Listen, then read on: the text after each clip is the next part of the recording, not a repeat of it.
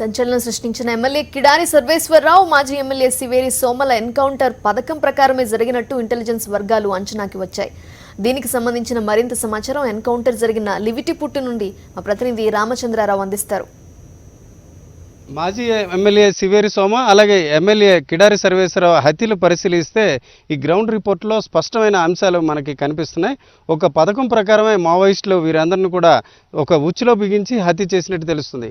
మనం చూసిన ఈ రోడ్డుకి అటువైపుగా డుబ్రిగూడ నుంచి దాదాపు 2 కిలోమీటర్లు ప్రయాణించి వరుసగా ముందు వాహనంలో కిడారి సర్వేశ్వరరావు అలాగే వెనక వాహనంలో మాజీ ఎమ్మెల్యే సివేరి సోమ వస్తున్నారు. అయితే ఈ లివిట్పుట్ గ్రామం ఆరంభంలోనే కిడారి సర్వేశ్వరరావు అనే వాహనాన్ని ముందుగా నిలిపి అందులో ఉంటున్న సర్వేశ్వరరావుని కిందకి మావోయిస్టులు దించారు. ఆ తర్వాత ఈ అంశాన్ని గమనించిన సివేరి సోమ వాహనాన్ని వెనక్కి తిప్పే ప్రయత్నం అయితే చేశారు. వెంటనే వెనక నుంచి కొందరు నిర్బంధించి ఇద్దరిని కూడా చేతులు కట్టి తీసుకుని వచ్చిన పరిస్థితి. ఇప్పుడు మనం చూస్తున్న ఈ పనస చెట్టు కింద కిడారి సర్వేశ్వరరావుని కొందరు విచారించగా మరొక వైపు ఆ వాహనంలో ఉన్న వ్యక్తులను అలాగే ఇతరుల్ని ఇక్కడ మనం చూస్తున్న ఈ చెట్టు వద్దకు తీసుకొచ్చి విచారించారు. దాదాపు కొన్ని నిమిషాల పాటు వీరు అక్కడ కిడారి సర్వేశ్వరరావుని అలాగే ఇక్కడ సివేరి సోమాను ఇక్కడ ఉన్న గిరిజనులు అలాగే వాహనంలో ఉన్న వ్యక్తులను కూడా ఈ మనం చూస్తున్న ఈ పనస చెట్టు కింద కొంతసేపు విచారించారు. అయితే మావోయిస్టులు విచారిస్తున్న సమయంలో వారి నుంచి తప్పించుకునే క్రమంలో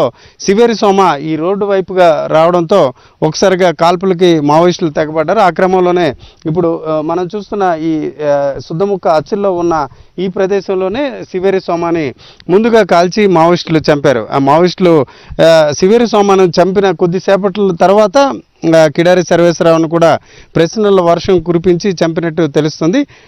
ఈ క్రమంలో ఈ ఒకవైపు ముందుగా సివేరి సోమ ఆ తర్వాత కిడారి సర్వేశ్వరరావుని మావోయిస్టులు చంపి ఈ పనస చెట్టు నుంచి కిందగా వెళ్ళే ఈ రోడ్డు మార్గం గుండా పరారయ్యారు. ఈ దృశ్యాలు కూడా తర్వాత కొన్ని వీడియోల్లో కూడా పోలీసులు అలాగే ఇతర వర్గాలు కూడా చూసిన పరిస్థితి. ఇప్పుడు మనం చూస్తున్న ఈ కొండకి అవతల వైపే ఒరిస్సా ప్రాంతం కూడా ఉండడంతో మావోయిస్టులు అత్యంత సులభంగా ఈ సంఘటన అనంతరం కూడా తప్పించుకున్నారు. ఈ సంఘటన నేపథ్యాన్ని ఇంకా కూడా గిరిజనులు కొంత భయపడుతున్న పరిస్థితి ఉంది. ఏ క్షణాన ఇటు పోలీసుల నుంచి వేధింపులు కానీ అలాగే సమాచారం ఇవ్వకూడదని మావోయిస్టుల నుంచి కూడా ఒత్తిడి వచ్చే అవకాశం ఉండడంతో ఆ క్రమంలోనే వీరంతా భయపడుతున్న వాతావరణం మనకు కనిపిస్తుంది.